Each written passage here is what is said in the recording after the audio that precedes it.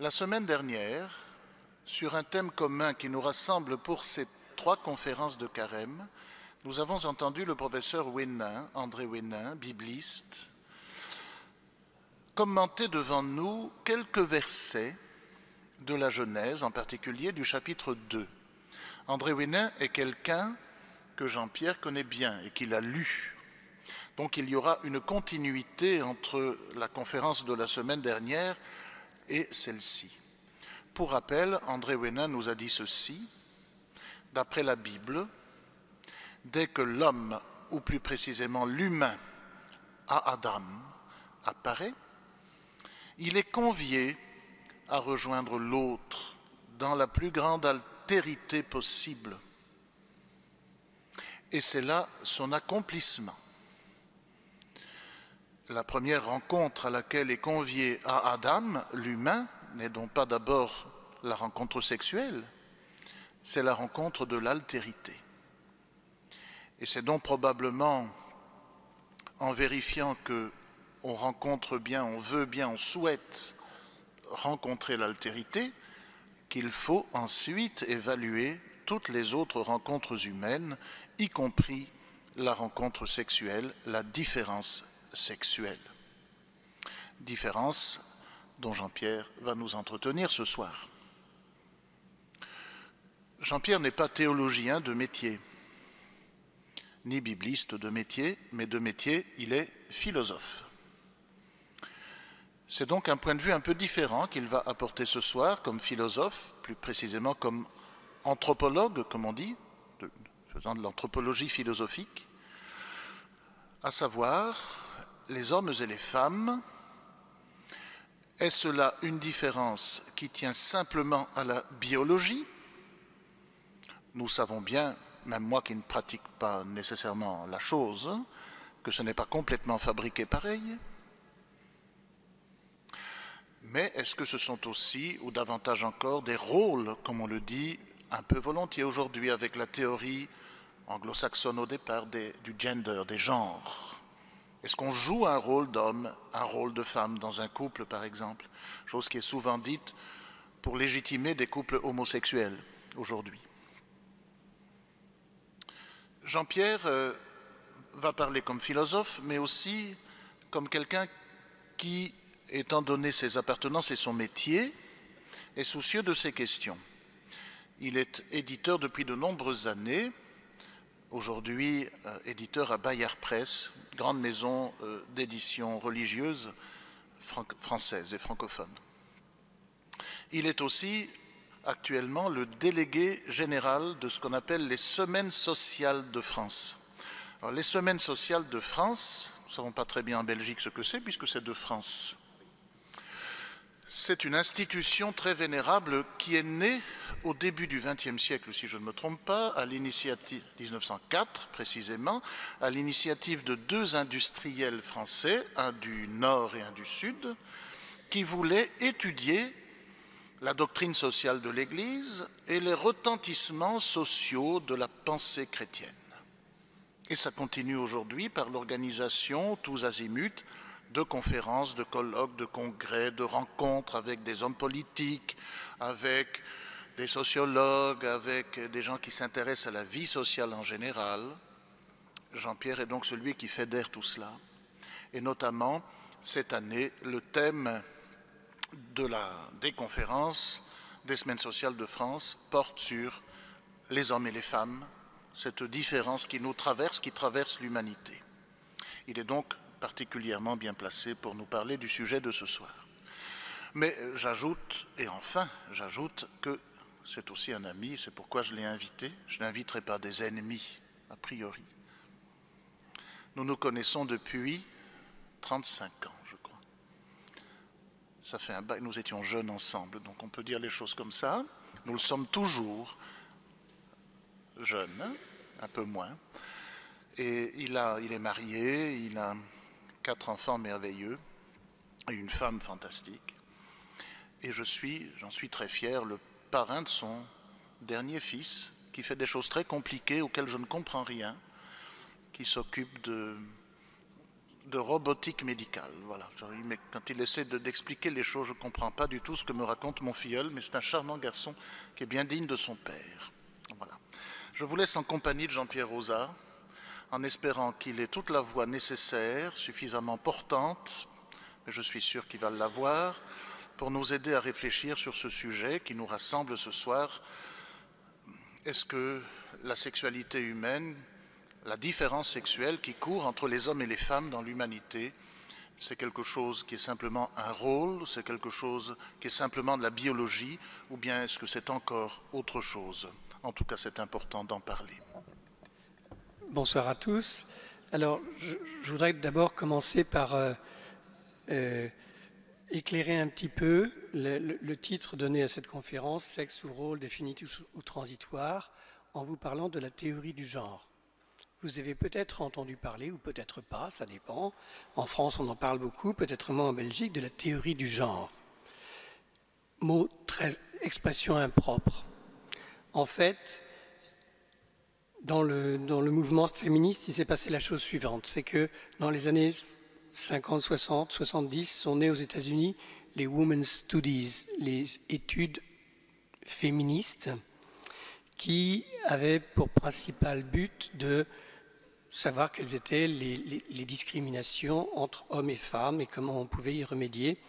On était sur le versant social du mouvement pour l'égalité des chances à ce moment-là.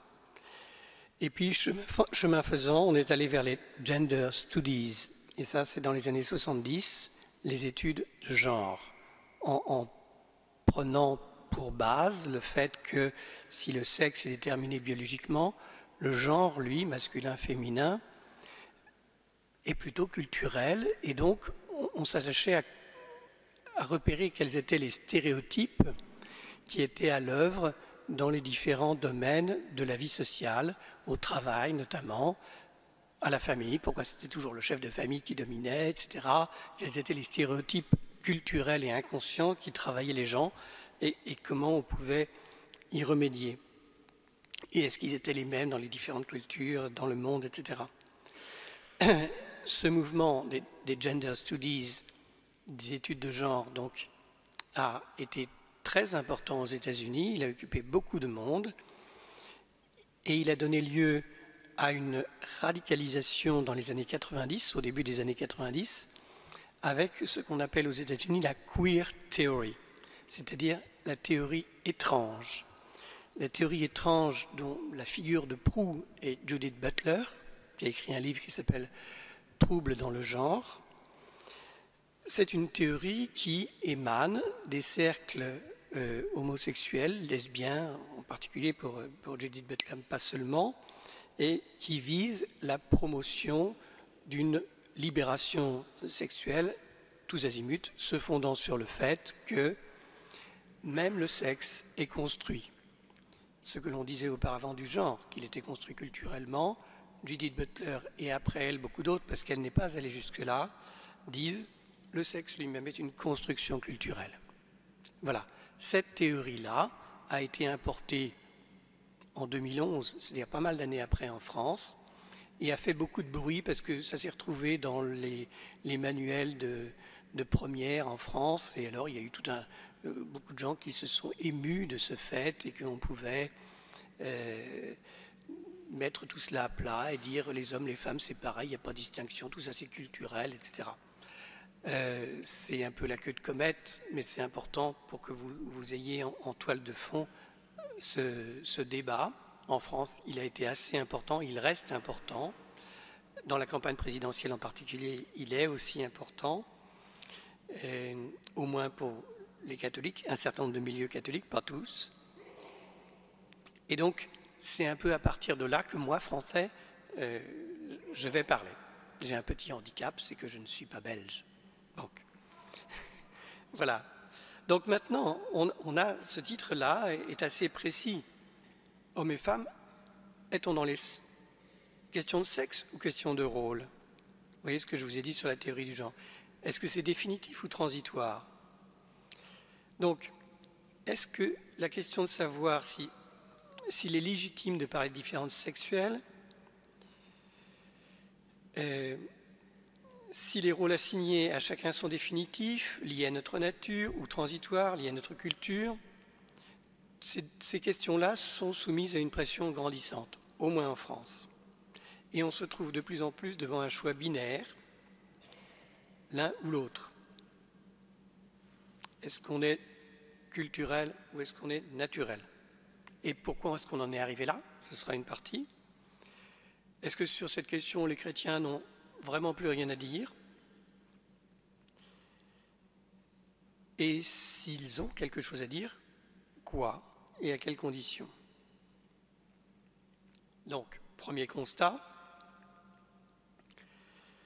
cette question de la différence sexuelle et des rôles attribués à chacun est devenue une question fermée.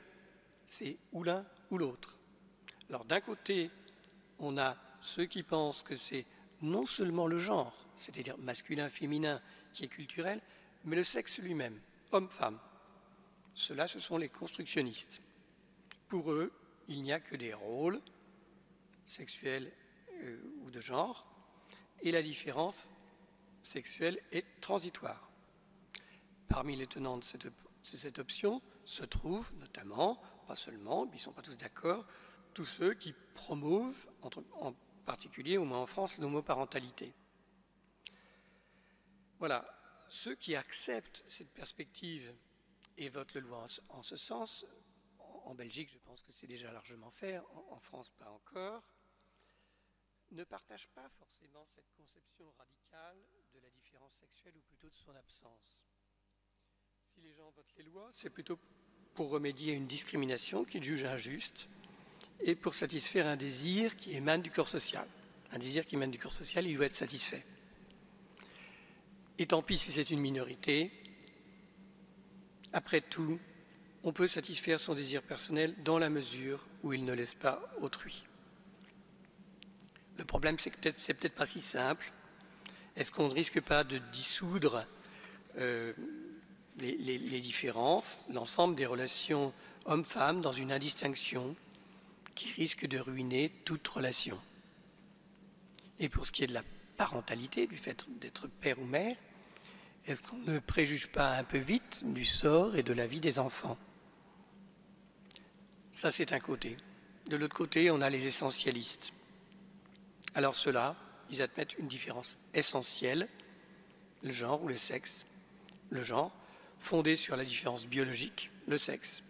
C'est les essentialistes. Pour eux, il y a donc bien définitivement deux sexes. Et de là découle tout aussi définitivement deux genres, masculin, féminin. Et à leurs yeux, le sexe est une donnée de la nature et le genre est construit sur cette donnée. Culturellement, certes, mais il est construit sur une donnée naturelle. Et ils tiennent à ça comme à la prunelle de leurs yeux. Pour aller un peu vite, on peut dire que les tenants de la tradition et de l'ordre se retrouvent derrière cette option. Et ils se désolent de voir l'ordre classique battu en brèche de façon si rapide par ce qu'ils appellent souvent, au moins en France, je ne sais pas en Belgique, des lobbies. Le problème, j'ai dit un problème du côté des constructionnistes, il y en a un du côté des essentialistes, c'est qu'ils sont tellement moralisateurs qu'ils se disqualifient eux-mêmes. Et d'une certaine manière, le discours de l'Église romaine est construit sur ce schéma. On va y revenir. Alors au milieu, il y a des positions intermédiaires, parce que c'est évidemment, les gens se disent c'est le genre qui est transitoire et culturel et le sexe qui est définitif. C'est ce qu'on a envie de dire. Mais les positions sont aujourd'hui difficilement défendables. D'abord, la distinction apparemment évidente et de bon sens entre deux sexes biologiques ne résiste pas vraiment à l'examen quand on creuse les affaires. Parce que, quand on y réfléchit bien, le sexe, tout comme le genre, est un produit de la culture. Au point qu'on ne sait pas très bien où commence la détermination sexuelle et où commence le genre. Prenons l'exemple des mots dans les langues. En français, le mot sexe est beaucoup plus vaste que l'équivalent anglais sexe. Et le mot gender, qui renvoie aux rôles sociaux déterminés par le sexe, il est curieux parce que en anglais, il a été utilisé pour définir l'identité sexuelle, gender identity. Donc, il y a du flou entre ces mots, sexe et genre. Donc, de quoi on parle? Eh bien, à la fin, on ne sait pas trop bien. Ensuite, et surtout, tout au moins en France encore, les positions se durcissent au fur et à mesure qu'on confronte les points de vue et parfois même les fronts se renversent.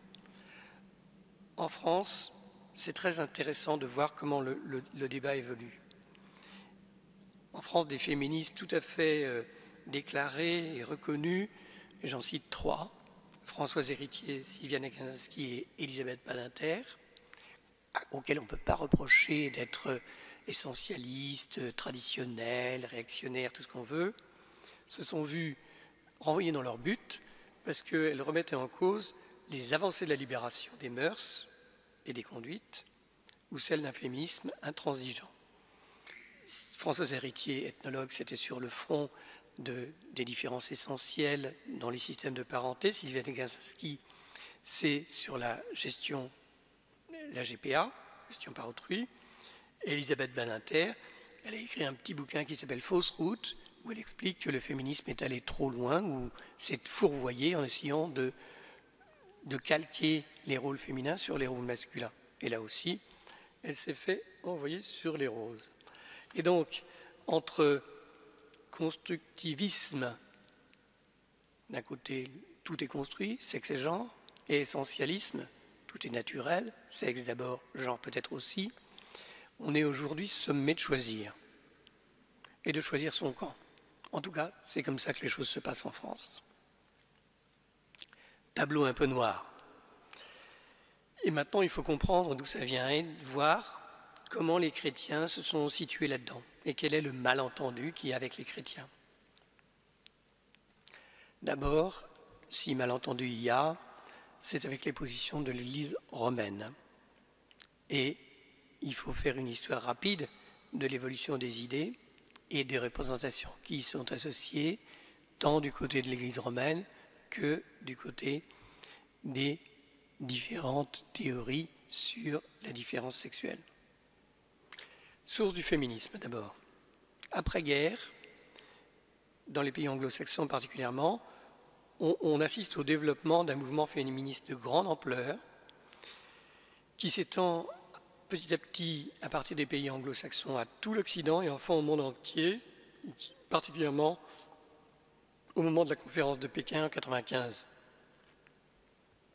Les revendications féministes ont pour socle l'idée d'égale dignité et donc d'égalité de traitement. D'abord, il s'agit de conquérir les mêmes droits au niveau politique, droit de vote, droit de postuler aux charges électives, au niveau social, travailler à l'égal des hommes, percevoir le même salaire, à travail égal, salaire égal, au niveau familial, enfin, c'est la reconnaissance de l'égalité entre l'homme et la femme pour la conduite des affaires familiales. C'est une question bien connue. Petit à petit, donc ça c'est la source, on est sur des questions sociales. Petit à petit, on verse dans des questions sociétales. C'est le droit à la contraception et l'avortement, des années 68-70. Et lequel s'ouvre dans les années 70 aux États-Unis à la libération des mœurs et notamment à la pleine reconnaissance de l'homosexualité et de ses droits à construire la société. Et donc on a un mouvement de libération sexuelle qui vient relayer la libération sociale. Donc ce mouvement qui est né aux États-Unis avec la queer theory, on vient d'en parler, avec la théorie étrange, queer ça veut dire étrange, se donne une sorte de corps de doctrine. D'où cette conception tire ses arguments dans le débat des idées. Si ce n'est pas clair, vous m'arrêtez. Hein. Donc, on voit les moments, libération et promotion de la femme par rapport à l'homme au niveau social, ensuite libération sexuelle par rapport aux normes. Et donc, un corps de doctrine apparaît pour soutenir ce mouvement de libération sexuelle. Il y a deux traits majeurs à ce mouvement. D'abord, la promotion de l'individu, qui a sur la société des droits créances, et non plus les droits liberté. Je n'ai pas seulement le droit de faire ceci ou cela, mais j'ai le droit à. C'est-à-dire, comme pour le logement, j'ai le droit à un logement, je n'ai pas seulement le droit d'avoir un logement, le droit de postuler. Donc, à partir de ce moment-là où on se dit on a un droit créance sur la société pour faire ce que l'on veut dans tous les domaines, un certain nombre de gens se sont dit ou ont objecté en disant mais c'est un peu individualiste, cette affaire un peu égoïste. C'est un reproche qui a souvent été fait au féminisme et plus particulièrement au mouvement de libéralisation sexuelle en disant mais vous demandez comme droit créance, c'est-à-dire j'ai le droit à, vous demandez des choses qui sont de la liberté privée, qui ne sont pas de ce que peut accorder l'État. Ça c'est un domaine. Mais il y a le background théorique. Là, ça va être un petit peu plus complexe. Donc, les féministes américaines des années 90, avec à leur tête Judith Butler, qui est la promotrice de la queer théorie, donc cette théorie étrange qui prône un renversement de toutes les notions de genre et de sexe, donc Judith Butler s'est appuyée sur ce qu'elle appelle elle-même la French Theory. C'est assez curieux. Qu'est-ce que c'est que la French Theory? C'est un corpus de théories philosophiques, littéraires, sociales, apparu en France dans les années 60-70 et baptisé aux États-Unis de ce nom un peu étrange. Corpus tout à fait hétéroclite et qui sert de base, si vous voulez, de fond de sauce à la queer théorie, donc à cette théorie étrange. Évidemment, cette French Theory n'a jamais existé. C'est une construction typiquement américaine, comme le dit clairement Judith Butler elle-même. Elle regroupe de façon hétéroclite un grand nombre de penseurs des années 70. Alors je vais les citer. Il y a le patron, si vous voulez, qui est Claude Lévi-Strauss, anthropologue, qui utilise en ethnologie les avancées de la linguistique structurale de Ferdinand de Saussure. Qu'est-ce qu'il dit, grosso modo? Il dit les structures de la parenté, ça ne dépend pas de Pierre-Paul ou Jacques. Les structures de la parenté, c'est imposé comme une structure à l'ensemble de la société. Et les gens s'y soumettent. Ils ne sont que des agents de cette structure qui se baladent au-dessus d'eux. Et Michel Foucault, philosophe, qui utilise le structuralisme en histoire des institutions, notamment médicales, et dans une analyse du pouvoir. C'est son livre « Surveiller et punir », où il explique que les structures qui se sont mises en place avaient pour but de normaliser la société. Voilà. Et là aussi, il utilise beaucoup le concept de structure. Jacques Lacan, vous avez entendu parler de Jacques Lacan, psychanalyste, qui utilise d'un côté la psychanalyse et de l'autre le structuralisme et la linguistique, ce qui n'est pas toujours très compréhensible dans ses séminaires, mais ce n'est pas très grave. Il a beaucoup de succès et il met en avant cette idée que le sujet n'est pas vraiment libre de ce qu'il dit, il est un peu dominé par la langue qui le porte et la structure qui le domine. Louis Althusser, qui lui aussi est un philosophe structuraliste des années 70, qui essaye, il n'y est pas arrivé, qui essaye de refonder le marxisme, ou la pensée marxienne, comme on dit alors, à l'aide du structuralisme. Donc, grosso modo, ça dit que la lutte des classes, ce n'est pas seulement une lutte des personnes ou des classes vivantes, mais c'est aussi une lutte des structures qui dépassent les individus. Encore une fois, Jacques Derrida, Gilles Deleuze, Félix Guattari, je vais passer un petit peu tout le monde comme ça, Baudrillard, penseur du signe, le système des objets, ça vous dit peut-être quelque chose. Julia Kristeva, qui est revenue un petit peu de tout ça. Bon, et surtout à la fin, moi je voudrais citer Simone de Beauvoir. Elle est extrêmement citée aux États-Unis pour son livre Le deuxième sexe, que vous connaissez peut-être, avec cette fameuse sentence on ne naît pas femme, on le devient. Ce qui veut dire deux choses, c'est que la catégorie de femme n'est pas essentielle, elle est construite. Première chose. Et deuxième chose, c'est que on est homme, ça c'est évident, mais que pour naître femme, enfin disons que la féminité est un attribut conquis ou construit sur une domination de la structure masculine.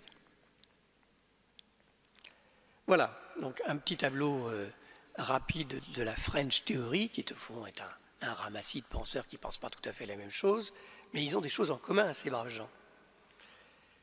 Et en fait, si on creuse un peu, on voit qu'il y a une chose qui les réunit tous, qui est la critique du sujet de la philosophie cartésienne, de la philosophie du cogito, je pense, je suis, qui met en avant le sujet, maître et possesseur de la nature.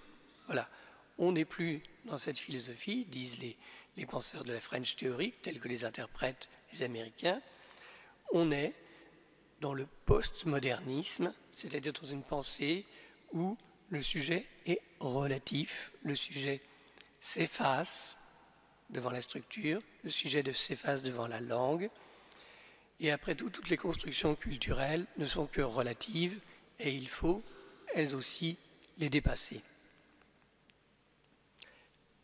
Les appuis de ces penseurs, c'est ceux que Ricoeur a appelés les maîtres du soupçon, Marx, qui déconstruit le système économique, Nietzsche, qui fait la généalogie de la morale et donc déconstruit la morale, et Freud, qui déconstruit la psychologie et va chercher dans la conscience ce qui oriente les personnes, quoi qu'elles fassent, et à leur corps défendant. Donc, ces trois grands maîtres du soupçon permettent de porter la critique très loin de la métaphysique classique, c'est-à-dire de l'homme maître et possesseur de la nature, du sujet absolu, et même de toute forme supposée personnelle ou autonome de pensée. Ça, c'est les premiers piliers, ces trois maîtres penseurs, et deuxième grand pilier, c'est la linguistique et la structure, qui renvoie d'un côté pour la linguistique à la multiplicité des significations, et pour la structure à quelque chose qui est plutôt dominant et qui appartient à la sphère sociale. Voilà, donc ce terreau commun permet à des philosophes comme Judith Butler, c'est elle la promotrice de la queer theory dont j'ai parlé tout à l'heure, en 1990, de penser et de légitimer une déconstruction du genre et même du sexe au profit d'une libéralisation des mœurs et particulièrement à l'époque de l'homosexualité. Mais au passage, la pensée le paie au le prix fort, c'est la dissolution de la différence sexuelle elle-même. Pendant ce temps, l'Église catholique s'avance sur le terrain de la morale sexuelle avec la trop fameuse encyclique Humanae Vitae, 1968. Alors, on ne va pas aborder la question de fond, savoir si la pilule est une bonne ou une mauvaise chose, mais on peut dire que d'entrée de jeu, cette encyclique a deux problèmes. Un problème de réception et un problème de fondement. Vous savez, quand une parole magistérielle n'est pas reçue, elle ne fait pas doctrine. Donc, il faut que la parole transmise par le magistère soit reçue et appliquée pour qu'il y ait vraiment construction d'une doctrine durable. Sinon, ça n'existe pas. Or, il est clair que Humanae Vitae n'a pas été reçue et que les catholiques, tout au moins en France, mais je pense en Belgique aussi, n'en ont pas fait grand-chose et s'en sont passés. Ce qui veut dire, en bonne doctrine catholique, que cette encyclique elle-même, n'étant pas reçue, ne vaut pas, ne fait pas de doctrine. Deuxième problème, c'est un problème de fondement. L'encyclique pose la question en des termes tout à fait essentialistes et elle fait appel au concept de nature, la nature humaine, en confondant d'ailleurs tout à fait joyeusement à dessein peut-être, peut-être pas, j'en sais rien, le sens philosophique de la nature, c'est-à-dire la nature de la fleur, c'est d'être belle, par exemple, alors que la nature de la fleur au sens physique, c'est de faire de la photosynthèse ou des choses comme ça. Donc il y a une confusion de deux niveaux dans l'encyclique, c'est la nature au sens philosophique, essence de, et la nature au sens physiologique. Les méthodes naturelles sont celles qui sont plus proches de la nature que celles qui sont proches de la culture et donc d'inventions artificielles. Voilà, il y a une confusion là que le pape n'a pas du tout tranché, sur laquelle il a un petit peu surfé, si vous voulez mon avis. Donc, l'ennui, c'est que à partir de là, vous savez que c'est un texte qui avait été retiré à l'autorité du Concile à l'époque, qui avait été préservé, mis à part par Paul VI, il s'en était emparé pour qu'il légifère sur la question. Donc c'est un texte important, Humanité, mais tout le discours de l'Église repose ensuite là-dessus. Elle repose sur ce fondement, elle repose sur cette non-réception. Et donc elle va se retrouver en décalage par rapport au discours dominant et par rapport à la pratique des chrétiens. Discours dominant, le discours aujourd'hui dominant, qui est notre discours à tous, c'est qu'il suppose un être humain situé, qui est déterminé, ou tout au moins largement tributaire de son positionnement social, culturel, religieux, et dont toute la grandeur consiste justement à s'émanciper de ses déterminations pour se construire. Alors si on pousse un peu loin le bouchon, ça c'est une bonne affaire, mais la difficulté quand on va un peu trop loin, c'est que l'injonction à être soi provoque des difficultés. Vous connaissez peut-être ce titre du livre d'Alain Ehrenberg, « La fatigue d'être soi ». On vous demande tellement d'être vous-même que vous finissez par avoir du mal à savoir comment vous allez faire pour être vous-même tous les jours, tous les matins en vous levant. C'est un peu compliqué. Ce qui est assez curieux, c'est que ça rejoint aussi ce que dit Judith Butler. Elle a cette phrase qui est assez intéressante dans son livre « Troubles dans le genre ». Le genre est une pratique improvisée sur une scène de contrainte. Donc ça dit bien dans quel état d'esprit on se trouve dans le monde contemporain par rapport au fait de notre identité et aussi de nos identités sexuées, de notre identité sexuelle. Alors on est dans une impasse. Est-ce que les chrétiens sont disqualifiés? Est-ce qu'ils ont définitivement rien à dire à leurs contemporains sur la question de la différence sexuelle et sur la sexualité? Non, évidemment, je ne serais pas là si je pensais le contraire. Mais je pense qu'il y a une question de méthode et d'angle d'approche. Si vous voulez, la position naturelle essentialiste dont on a parlé plus haut, que Paul VI a utilisé dans Humanité, n'est vraiment plus tenable et plus audible par nos contemporains. Et elle est tellement en décalage par rapport au monde contemporain et par rapport aussi à l'évolution des sciences humaines qu'elle finit par devenir fausse. Et je pense qu'on doit, nous chrétiens, faire un retour au texte et à leur interprétation. Et donc nous engager dans la voie de l'herméneutique. Alors l'herméneutique, c'est un mot un peu complexe, c'est une manière un peu savante de parler de l'interprétation, avec les règles dont je vais vous parler tout à l'heure, tout de suite. Disons que c'est un style philosophique qui met en avant la relativité du lecteur et la pluralité des interprétations pour aller chercher le sens caché derrière le sens apparent. Première relativité du lecteur, c'est celle d'une extériorité à l'acte d'interprétation qui viendrait le sanctionner. Il n'y a pas de normes extérieures au texte.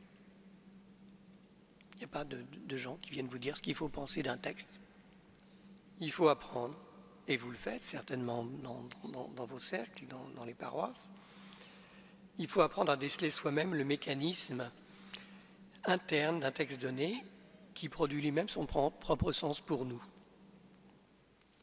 Ça, c'est la première relativité, donc relativité de notre propre interprétation d'un texte. Et deuxième relativité, c'est celle de l'interprétation elle-même qui est fondamentalement, essentiellement limitée. C'est ce qu'on appelle le cercle herméneutique. Pour comprendre un texte, il faut avoir compris l'œuvre. Et pour comprendre l'œuvre, il faut avoir compris les textes. Comment est-ce qu'on fait dans ce cercle où on se dit, si je veux comprendre l'œuvre, je vais au texte, mais si je vais au texte, je manque de vision un peu globale sur l'œuvre.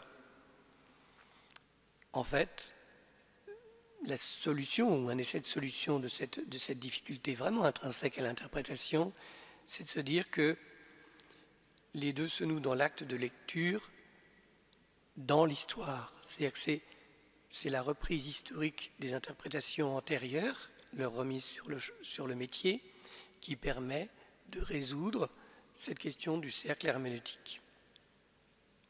Je ne sais pas si c'est clair, mais voilà, c'est un travail qui a ses règles, qui est intéressant, et je pense qu'avec André Ouénin, vous en avez eu un peu quelques aperçus, parce qu'il fait de l'herméneutique.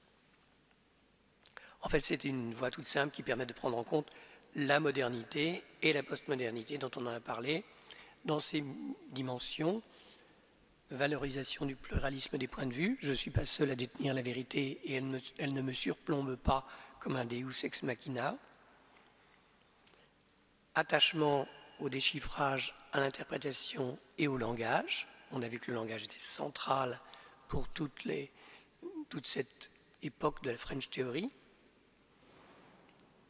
Et ce qui est intéressant, c'est que cette herméneutique permet de rester sur le terrain très solide pour les catholiques de l'interprétation du texte biblique, parce qu'elle est aussi vieille que le texte lui-même, l'interprétation du texte.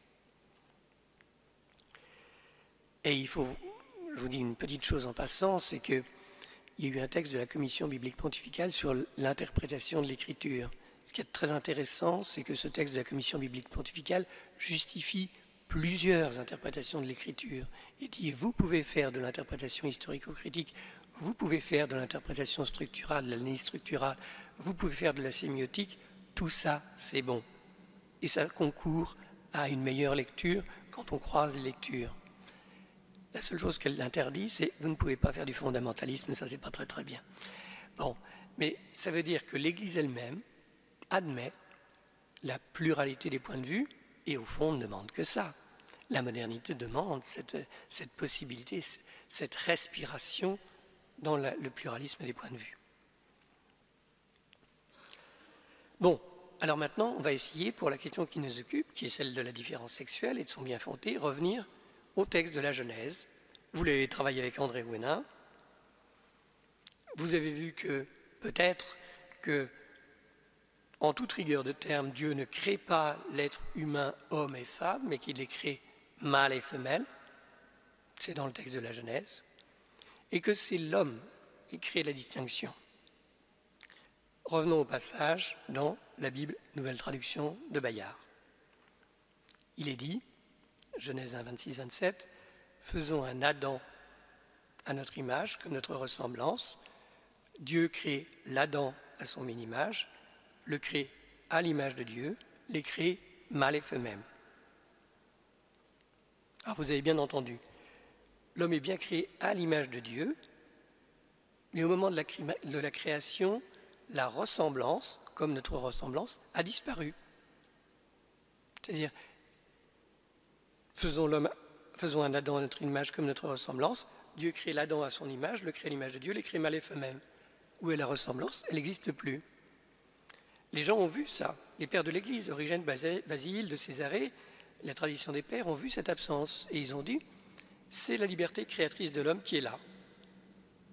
La ressemblance, c'est la question de la potentialité de l'homme. Et puis, c'est aussi l'annonce de celui qui accomplira vraiment, pleinement, la ressemblance, qui est Jésus, vrai Dieu et vrai homme. Ça, c'est la lecture typologique classique des pères de l'Église. Mais on peut aussi ajouter, en serrant un peu le texte, que la ressemblance a disparu, mais il y a une chose qui est apparue, c'est la distinction sexuelle. Et tout se passe comme si dans le texte, mâle et femelle venaient à la place de selon notre ressemblance. Hein, je vous le relis, faisons un Adam à notre image comme notre ressemblance. Dieu crée l'Adam à son image, le crée à l'image de Dieu, les crée mâle et femelle. C'est comme si mâle et femelle étaient à la place de ressemblance. Mais il y a un autre élément important qui est le langage ou la parole. Et on va revenir au premier récit de la création. C'est pas grave parce que les deux récits ont été écrits vraisemblablement, disons, ils ont été mis ensemble à la même époque, c'est-à-dire au IVe siècle, très tardivement. Je vous le lis rapidement. Yahvé fabrique un Adam poussière qui vient du sol. Il souffle la vie dans ses narines, l'Adam se met à vivre. Yahvé Dieu dit, l'Adam tout seul, ce n'est pas bon. Je vais lui faire une aide, comme quelqu'un devant lui. Yahvé Dieu en sommeille l'Adam, et l'Adam s'endort. Il prend une des côtes de l'Adam et referme les chairs. Avec la côte prélevée sur l'Adam, Yahvé bâtit une femme, Isha, en hébreu, et la pousse vers l'Adam. L'Adam parle. C'est elle, cette fois, os de mes os, chair de ma chair. C'est elle, la femme, Isha, qui de l'homme, Ish, est prise. Alors, Isha et Ish, c'est les traductions, c'est l'hébreu original de femme et homme employé dans le texte. Alors, bien sûr, le récit nous dit bien qu'il y avait bâti une femme, une Isha, mais c'est à l'Adam que revient le privilège de la nommer. Isha tirée de Ish, femme tirée de l'homme. Et ainsi apparaissent successivement la création par Dieu de l'être humain, l'Adam, puis de l'être humain comme mâle et femelle, on l'a vu, et l'appellation par l'homme de cette différence charnelle comme différence sexuelle. Isha tirée de Ish. On peut difficilement trouver texte plus explicite sur le caractère construit, on est très constructiviste dans la Bible, de la différence sexuelle. Celle-ci ne se bâtit pas sur rien, mais c'est l'homme qui la pose en la nommant. C'est donc le langage qui est au cœur de la différence sexuelle. Et cette différence radicale est aussitôt posée dans le langage comme altérité et proximité. Os de mes os, Isha tiré de Ish. Alors, il y a la question de la traduction, mais les traducteurs n'étaient pas bêtes, ils avaient vu très bien la question de la traduction et que ça posait un petit problème. Simac, au IIe siècle de notre ère, le premier fait une espèce de néologisme et il traduit Isha et Ish par Andros et Andris, ce qui n'est pas du tout correct. En faisant un néologisme grec, en jouant sur le masculin et le féminin, il aurait dû prendre le mot guné pour femme, il a traduit Andris, qui est un truc bizarre, pour mieux traduire la phrase. Et Jérôme lui-même, Saint Jérôme, la Vulgate, qui fait autorité, nous dit Aec vocabitur virago, quoniam de viro sumpta est. Celle-ci sera appelée virago, femme, parce quoniam de viro sumpta est, parce qu'elle a été tirée de l'homme, vir. Alors le terme pirago, il est très peu utilisé. Il est utilisé par Jérôme, il est tiré du latin de l'époque pour faire écho à vir et les distinguer tous les deux d'homo. Alors Jérôme, il avait ses références, il avait vu les exemples d'Origène, enfin tout ça c'est des choses qui étaient connues à l'époque. Luther lui-même, quand il traduit la Bible, avec Gutenberg, enfin, une histoire bien connue, il traduit l'expression par man et ménine. Et donc il fabrique un néologisme pour le féminin de man. Et moi je trouve tout à fait remarquable que ces traducteurs se soient cassés la tête et aient éprouvé le besoin d'aller jusqu'à construire des mots neufs, des néologismes pour traduire ce passage. À mon avis, ils ont voulu mettre en avant plusieurs dimensions du texte. D'abord, bien sûr, le parallélisme et la proximité entre femme et homme. Isha, ish, man, menin, virago, vir. Andrés, andris, andros. Les deux êtres sont foncièrement semblables et fondamentalement différents. Mais les traducteurs, lorsqu'ils ont voulu mettre en avant la proximité de l'homme et de la femme, leur commune nature, voilà, ils n'ont pas trouvé de mots pour le dire dans leur langue. Pas plus en grec qu'en latin, en allemand ou en français. En français, Castellion, au XVIe siècle, au moment de la Renaissance, a traduit par homme et homas. Alors, ce n'était pas très joli, ça a été abandonné, ce genre de choses.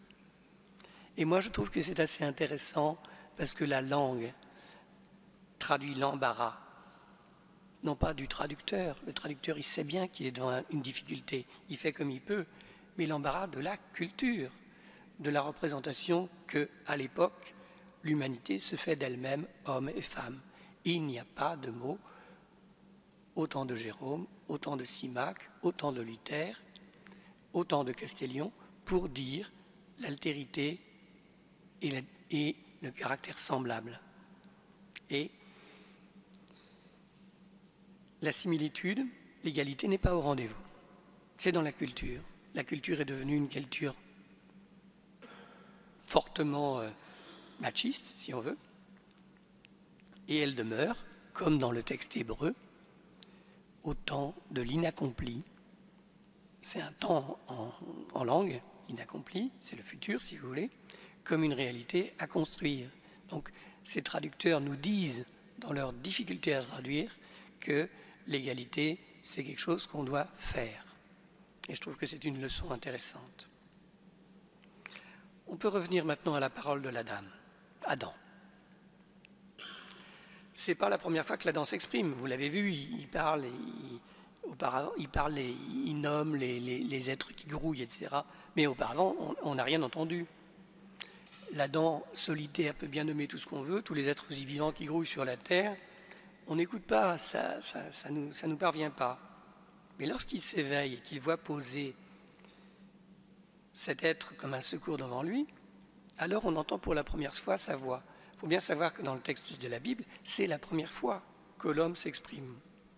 C'est un moment particulièrement précieux. C'est la première fois qu'on le comprend. Avant, silence, on n'entend pas, c'est pas dans le texte, on ne comprend pas. C'est comme si la parole humaine, ça c'est important, ne devenait tangible, que lorsqu'elle s'exprimait sur le fond de cette ressemblance, altérité fondatrice. En d'autres termes, le langage humain est fondé sur la différence sexuelle et réciproquement, le langage humain ne vit et ne se maintient que de cette différence.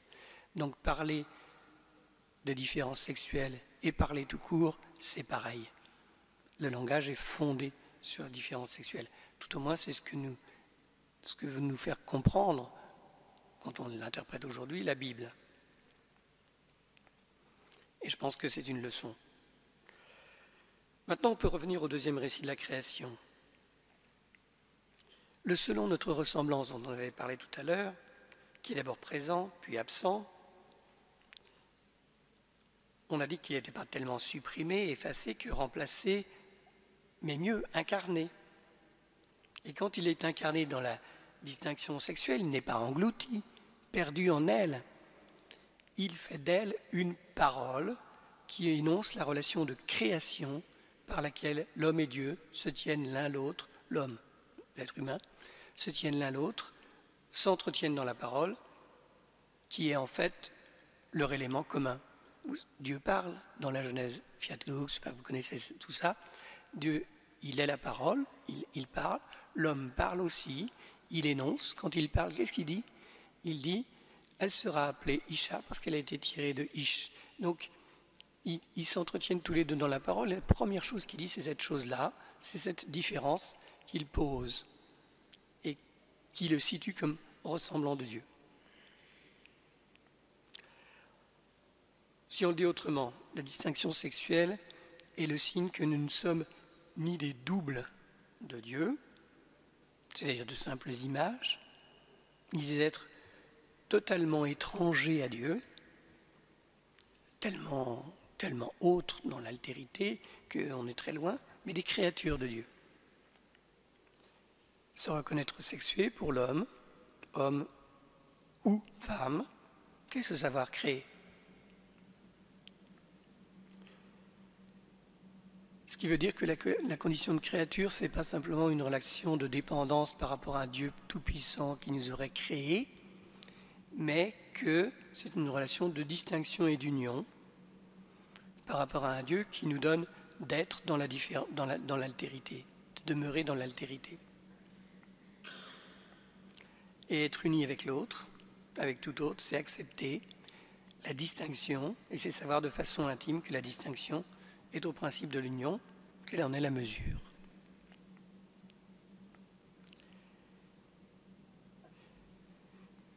Et moi je trouve que c'est intéressant parce que cette façon d'envisager, en partant des textes, la relation homme-femme peut être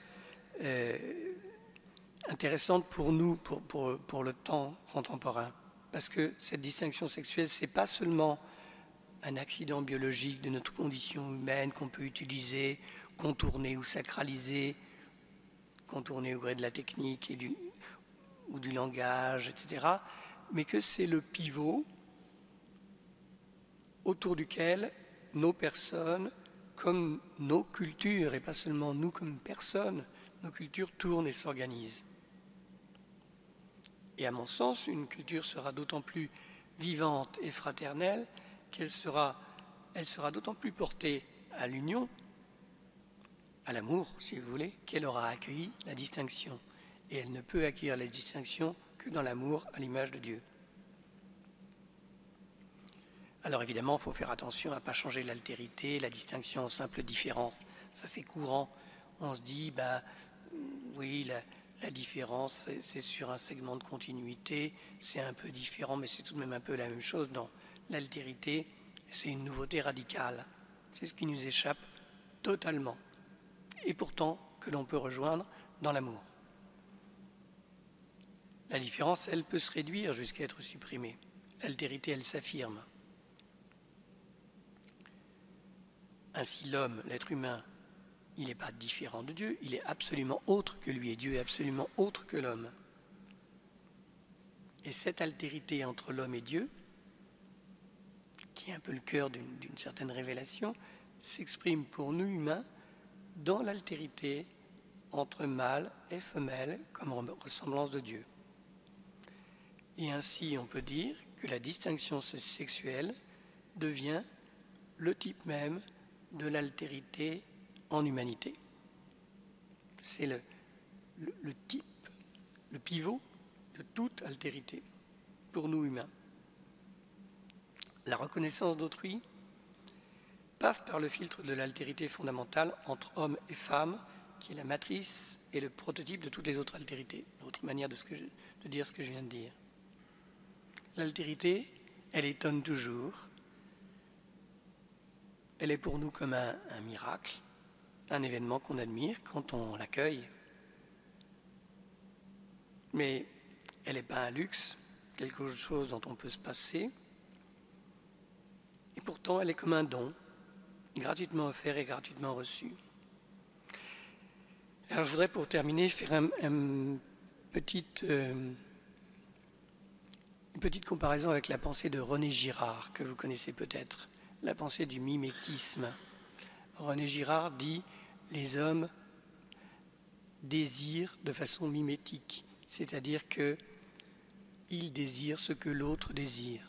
Et désirant ce que l'autre désire, ils produisent de la violence, et de monter en violence, la violence s'exacerbe petit à petit, et on arrive à des résolutions de crises mimétiques qui se terminent par des exterminations, des lynchages, des crucifixions.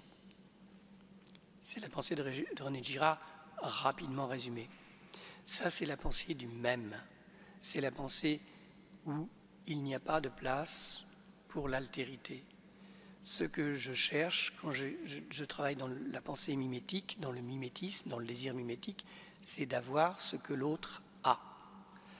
Mais je ne vais pas jusqu'à m'imaginer que je peux désirer comme l'autre. C'est un peu différent de vouloir ce qu'il a ou de le prendre comme modèle. Je prends l'exemple de, vous connaissez le complexe d'Oedipe, une chose assez classique. Le complexe d'Oedipe, c'est l'enfant, le petit garçon désire sa mère parce que son père lui a montré, etc. Bon, si on s'arrête là, c'est bien, mais on ne va pas très loin. En fait, il y a une chose assez curieuse, c'est qu'il y a cette tension du désir du petit garçon qui va vers sa mère, parce que son père le lui montre. Son père lui montre que sa mère est désirable, mais en même temps, la culture et son père le lui interdit. Et qu'est-ce que le petit homme va désirer alors? Il ne va pas désirer la femme de son père, mais il va désirer comme son père désire. Et là, on passe à un niveau supérieur. Si on ne passe pas à ce niveau-là, alors on en reste au désir mimétique. Et à mon sens, pour arriver à ce niveau second, à ce niveau où on désire comme l'autre désire, il faut avoir commencé à intégrer ce que c'est que l'altérité réellement vécue. Voilà.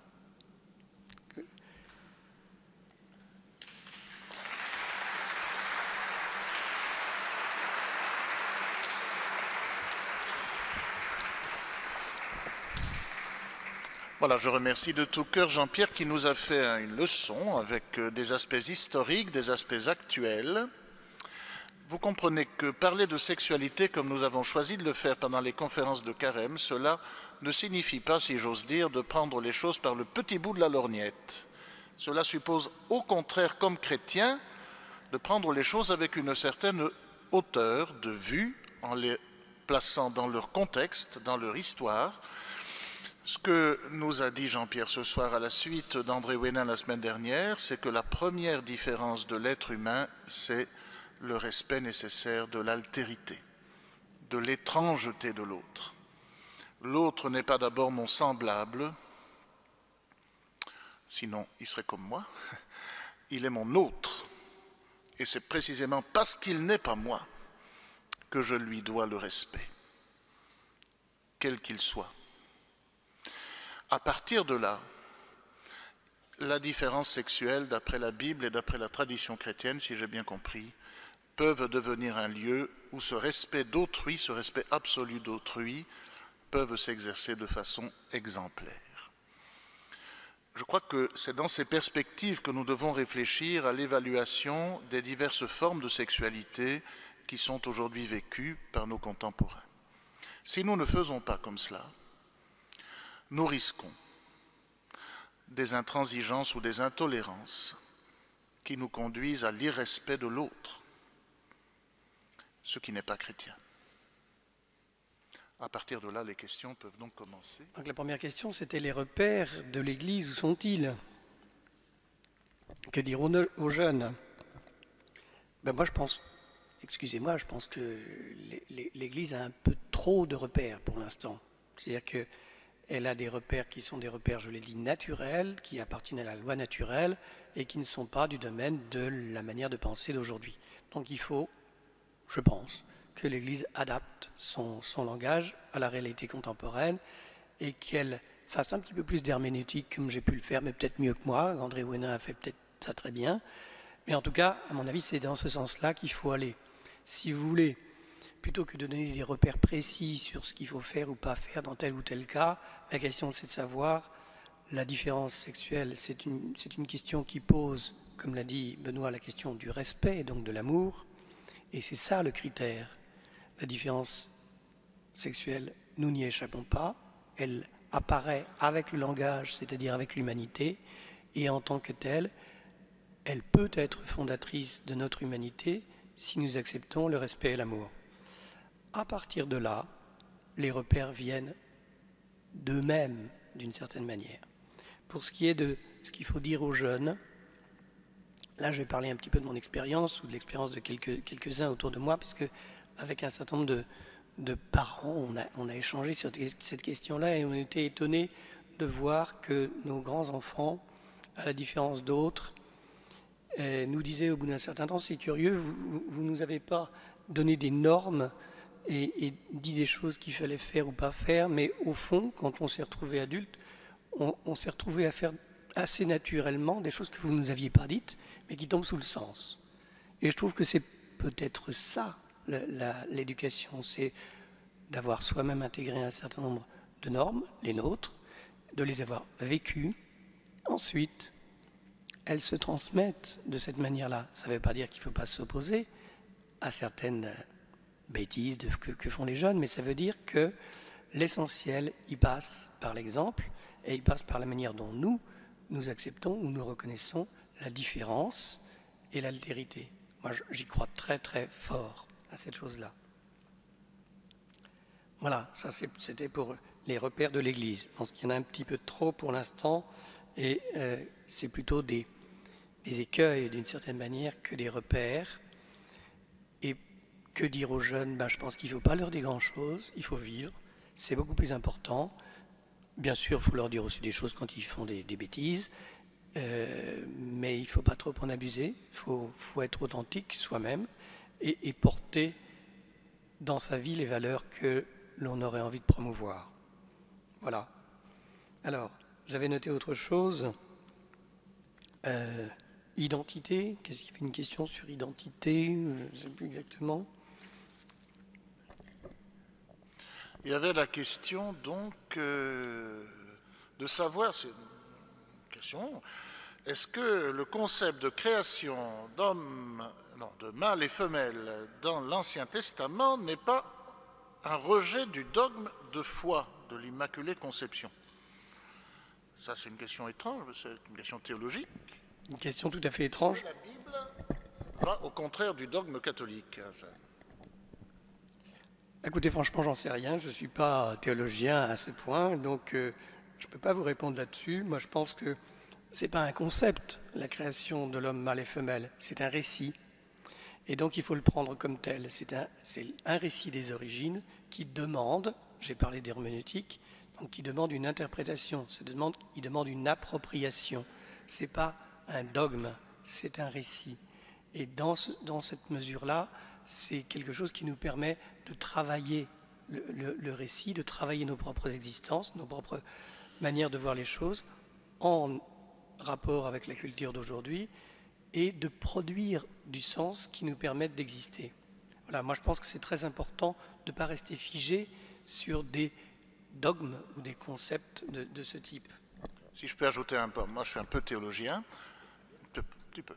Mais je crois que le développement dogmatique ou doctrinal de la foi catholique, c'est un développement à partir de la Bible et qu'on ne peut jamais perdre cet ancrage-là. Les deux sources de la révélation qui sont complémentaires d'après la foi catholique, c'est l'Écriture sainte et son interprétation multiple. Donc c'est les deux sources, l'Écriture sainte et son interprétation multiple, c'est-à-dire dogmatique ou doctrinale. Je pense que c'est une chance immense de revenir à la Bible, toujours. Je suis effrayé de voir comment les catholiques ne connaissent pas la Bible, ne la lisent pas. Ne la lisent pas. Très peu. On entend le dimanche quand on va à la messe un petit peu. Et le reste, malgré tous les efforts qui ont été demandés par le Concile Vatican II qui s'est ouvert il y a 50 ans cette année-ci, 1962, on ne connaît pas la Bible, comme si on ne l'avait presque jamais lue. Donc là, il y a un déficit épouvantable dans notre foi. C'est le fondement de notre foi, la Bible, Ancien et Nouveau Testament. Alors dire que la foi catholique s'oppose à la Bible, c'est vraiment le contraire. Elle se nourrit de la Bible. C'est ce que je peux dire comme petit théologien. Merci. Alors, il y avait d'autres questions. Une petite question là qui était si jamais on arrive à l'égalité entre hommes et femmes, que restera-t-il comme manière d'exprimer l'altérité ou de découvrir l'altérité? Question un peu curieuse. Moi, je pense que si on arrive à l'égalité, je pense qu'on n'y arrivera pas. À ce moment-là, la question ne se posera plus ou se posera autrement. C'est le royaume, d'une part, et d'autre part que justement exprimer et découvrir l'altérité, c'est promouvoir l'égalité. c'est très important d'avoir ça en tête. C'est-à-dire que l'altérité, ce n'est pas une belle chose qu'on met en place comme ça, dans des concepts. L'altérité réelle, l'accueil de l'altérité, l'amour de l'autre avec son altérité, en acte, c'est l'égalité de l'homme et de la femme. Et pour nous, aujourd'hui, modernes, c'est très important d'avoir ça en tête. Alors, il y avait une autre question qui était si l'altérité sexuelle est fondatrice de la condition humaine, pourquoi l'incarnation se serait-elle réalisée uniquement dans un ish, dans un homme?